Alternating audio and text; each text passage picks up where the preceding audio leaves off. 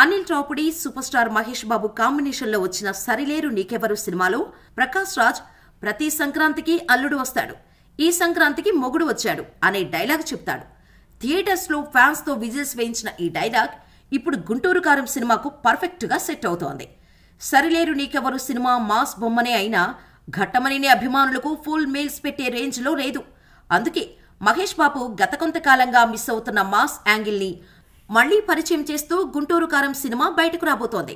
జనవరి 12న release కానున్న ఈ సినిమాలో మహేష్ ఊర మాస్ గా కనిపించబోతున్నట్టు ఉన్నాడు.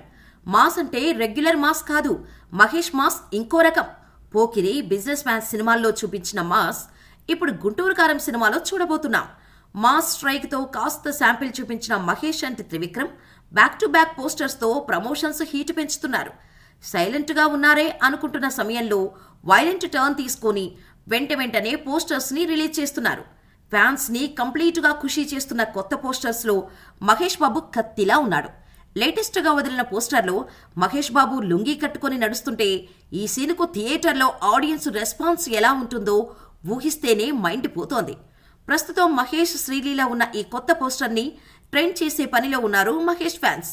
ఇదే జోష్ ని మేకర్స్ జనవరి 12 వరకు మెయింటైన్ చేస్తే చాలు.